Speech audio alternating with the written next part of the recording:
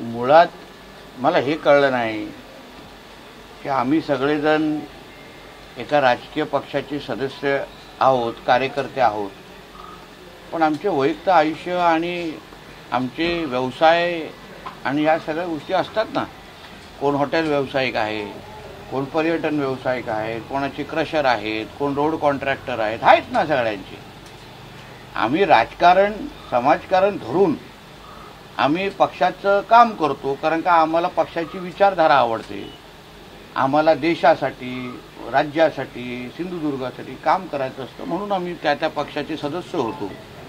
पण त्याच्यामुळे आम्ही आमचं वैयक्तिक आमचं जे पोटापाण्याचा जो विषय आहे तो तर बाजूला ठेवू शकत नाही ना. आणि तेच आमचे विजय केनोडीकर आता नाही वर्षानुवर्ष करतात. त्यांचं बाजारपेठामध्ये त्यांचं स्वतःचं दुकान आहे, त्यांचा व्यवसाय आहे, आणि व्यवसायाच्या दृष्टिकोनातून त्यांच्या घरामध्ये अशा पद्धतीचा उलाढाल असेल तर मला कळलंच नाही काय चुकीचं आहे. मला कोणाच्या आरोप प्रत्यारोप या भानगडीत जायचंच नाहीये, कारण का तो आता सगळी ही पूर्ण तक्रार कोणाकडे गेली आहे? राज्य निवडणूक आयोगाकडे गेली आहे. पोलीस चौकशी करतायत, म्हणून त्या ह्याच्यामध्ये आम्ही कोणीही हस्तक्षेप करणं हे मुळात चुकीचं आहे. पण मला एवढंच माहिती आहे की विजय केनोडेकरजींचा इकडून अशा पद्धती कुठली कृत्य होत नाही, एक. आणि दुसरं मी तुम्हाला मूळ सांगतो, भारतीय जनता पक्षाला अशा पद्धतीच्या निवडणुका लढवण्याची काही गरज नाही, काही गरज नाही. आमच्याकडे नरेंद्र मोदी साहेबांसारखं नेतृत्व आहे, आमच्याकडे फडणवीस साहेबांसारखे मुख्यमंत्री आहेत. म्हणून आम्हाला अशा पद्धतीने निवडणुका लढवण्याची गरजच नाही. आम्ही विकासावर, आमच्या सरकारच्या योजनांवर, याच गोष्टीवर आम्ही निवडणुका लढवतोय. आणि म्हणून हे जे काय प्रकार घडला त्या बाबतीमध्ये आता राज्य निवडणूक आयोग आणि पोलीस खात्यातून उलगडा होईल, त्याच्यावर कळेल पुढे काय काय होत आहे. पण हा पैसा निवडणुकीसाठी नव्हता हे स्पष्ट होते. हे आता मी कसं तुम्हाला त्याचं उत्तर देऊ? ते आता निवडणूक आयोग चौकशी करणार, पोलीस चौकशी करणार. पण मूळ त्या ज्याच्या घरामध्ये हे सगळं सापडलं त्याचा व्यवसाय आणि त्याचा बॅकग्राऊंड आपण बघणार आहोत की नाही. तो कोण आहे, त्याचा व्यवसाय आहे का, तो घरात बसून नुसतं ह्याच गोष्टी करतो, नुसतं राजकीय कार्यकर्ता, पण त्याचा स्वतःचा व्यवसाय आहे की नाही, या सगळ्या गोष्टी. तर त्या व्यक्तीचं प्रोफाईल बघितल्यानंतर पण मला असं वाटतं ह्या गोष्टीची उत्तरं सगळ्यांना भेटेल ना, आणि लवकरच भेटतील. जे काही चौकशी निवडणूक आयोग करेल, जे काही चौकशी आमचे पोलीस करतील ते निपक्षपातीने असेल, स्पष्ट असेल, कोणाची बाजू न घेता पारदर्शक पद्धतीने असेल. आणि आता नुसत्या एकच तक्रारी नाही, सगळ्या तक्रारींवर निपक्षपाती होणार, पारदर्शक होणार. सगळ्या ज्या तक्रारी आता ह्या पुढे होतील ना, आमची हीच अपेक्षा राज्य निवडणूक आयोगाकडे असेल. सगळ्यांच्या ज्या तक्रारी या पुढच्या 3-4 दिवसामध्ये येतील त्या तशाच पद्धतीने निपक्ष पद्धतीने चौकशी व्हावी. कारण जे म्हणतात ना, हमाम में सब नंगे होते, म्हणून विचारपूर्वक या सगळ्या गोष्टी झाल्या पाहिजे. आणि म्हणून त्या पद्धतीने पुढे जात असताना मला विश्वास आहे, ज्या पद्धतीने भारतीय जनता पक्ष, आमचे प्रदेश अध्यक्ष आणि एकंदरीत आमचा पक्ष म्हणून ते पैसा वाटून मसल पारून काही गरज नाही हो. आमचे घराघरामध्ये लाभार्थी एवढे मोदी साहेबांचे, फडणवीस साहेबांचे आणि या सगळ्यांचे तयार आहेत ना. आमच्या लाडकी बहीण योजना काय असेल किंवा शेतकरी सन्मान असेल, एवढे लाभार्थी घराघरामध्ये तयार आहेत ना. वेगळं काय त्यांना द्यायचीच गरज नाहीये. सरकारच्या योजना माध्यमातूनच त्यांना भरपूर त्यांच्या पात्रतेच्या अनुसार त्यांना मदत किंवा लाभ सरकारकडून देत आहे. या प्रकरणाचं राजकारण होते, त्यांना काय उत्तर द्या. आणि कोकणची ही संस्कृती मुळात तुम्हाला सांगतो, ही निवडणूक आम्ही विकासाच्या अजेंडावर घेऊन जातोय, लढवतोय, मतदारांच्या समोर जातोय. आणि म्हणून कोणी कितीही प्रयत्न केले ते सिंधुदुर्ग जिल्ह्याच्या निवडणुका या विकासाच्याच अजेंडावर लढवल्या जाणार. प्रत्येकाला आपल्या आपल्या पद्धतीने आरोप करण्याचे अधिकार आहे. पण भारतीय जनता पक्ष म्हणून आमच्या प्रदेश अध्यक्षांची भाषणं बघा, माझी स्वतःची पालकमंत्री म्हणून भाषणं बघा, आमच्या जिल्हाध्यक्ष असो, प्रत्येक आमचा उमेदवार हा फक्त विकासाच्याच मुद्द्यावर आम्ही बोलणार.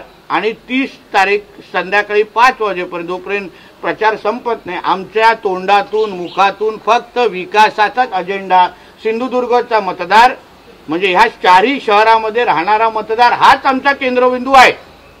ह्याच्या सगळ्याची उत्तर आता मुळामध्ये याची सगळी उत्तर निवडणूक आयोग देईलच तुम्हाला. जेव्हा ही केस चालेल त्याची चौकशी होईल तेव्हा देईल.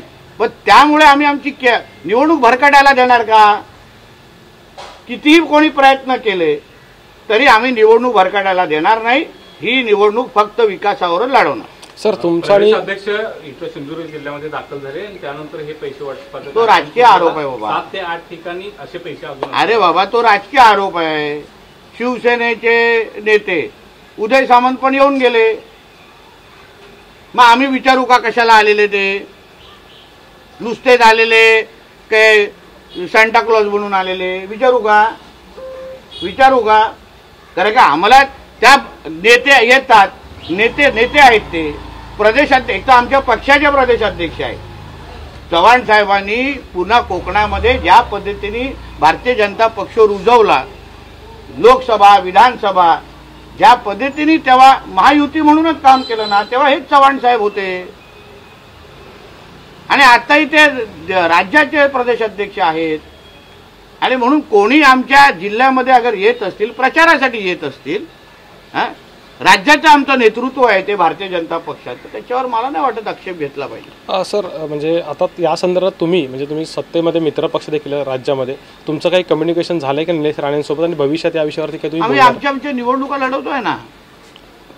आमच्या निवडणुका लढवतोय. ते त्यांच्या पक्षाची निवडणूक लढवतोय. ते त्यांचे नेते म्हणून शिवसेनेची बाजू धरतायत. आम्ही भारतीय जनता पक्ष म्हणून लढवतोय. आमच्या सिंधुदुर्ग जिल्ह्यामध्ये आम्ही स्वबळावर मैत्रीपूर्ण लढत आम्ही लढवतोय. आणि प्रत्येक पक्ष आपली आपली बाजू लढतोय. म्हणून त्या पद्धतीने कोण काय करतंय हे बघण्यासाठी, कम्युनिकेशन करण्यासाठी ह्या निवडणुका नाही. खोटं नेरेटिव्ह पसरवलं जातंय असं रवींद्र चव्हाण यांनी स्पष्टच आहेत ना. कारण का आम्ही विकासावर बोलतोय. आम्ही मालवण शहराच्या विकास आराखड्यावर बोलतोय. आम्ही भुयारी गटार योजनावर बोलतोय. आम्ही वेंगुर्ल्यामध्ये काय करणार, आम्ही कणकवलीमध्ये काय करणार, आम्ही सावंतवाडीमध्ये काय एवढी तुम्ही आमची भाषणं बघा ना. 8-10 दिवस. आता तो शेवटचा टप्पा आलेला आहे निवडणुकीचा. 2-3 दिवसामध्ये प्रचार संपेल आणि आमच्या कुठल्याही पक्ष भाषणामध्ये फक्त विकासच तुम्हाला दिसणार, बाकी काहीच दिसणार नाही. सर राणेसाहेबांनी भाजपच्या उमेदवारांना पाठिंबा दिल्यानंतर या घटना वाढू लागल्यात असं वाटतंय का? अरे असं काय नाही बाबा. भारतीय जनता पक्षाचे राणेसाहेब नेते आहेत. कणकवली मुळामध्ये पाठिंबा कणकवलीचे आमचे जे कॅन्डिडेट तिथे गेलेले भारतीय जनता पक्षाचे, तेव्हा राणेसाहेबांनी त्यांच्या डोक्यावर हात ठेवला की तुम्हाला माझा आशीर्वाद आहे, मला अजून दुसऱ्याचा कोणालाही आशीर्वाद नाही, असं स्पष्ट राणेसाहेबांनी भूमिका कणकवली शहरामध्ये घेतलेली आहे. सगळ्या मुद्द्यांवरून भाजप आणि शिवसेना या दोन मित्र पक्षांमध्ये संघर्ष वाढताना दिसतोय. एक लक्षात घ्या, आम्ही तसे प्रगल्भ आहोत. तुमचे चॅनल 10-11 दिवस चालले पाहिजेत ह्यासाठी आमच्या ह्या सगळ्यांचा खाटात उभा आहे. तर तुम्हाला विकासाची काही लेणं देणं नाही, काहीच लेणं देणं नाही. तुम्हाला काय पडलंय? मालवणमध्ये 18 प्रकारची पायाभूत सुविधा लोकांना भेटले पाहिजे. तुम्ही पण सिंधुदुर्गचे नागरिक आहात. कधी विकासाच्या अजेंड्यावर लढवायला प्रयत्न करताय का? कधी एवढे कॅमेरा कधी आमच्या मतदारांच्या कुठल्या गरजेच्या अनुसार जमा केलेले आहेत का? नाही ना. म्हणून जे आहे ते ठीक आहे. ठीक आहे, धन्यवाद.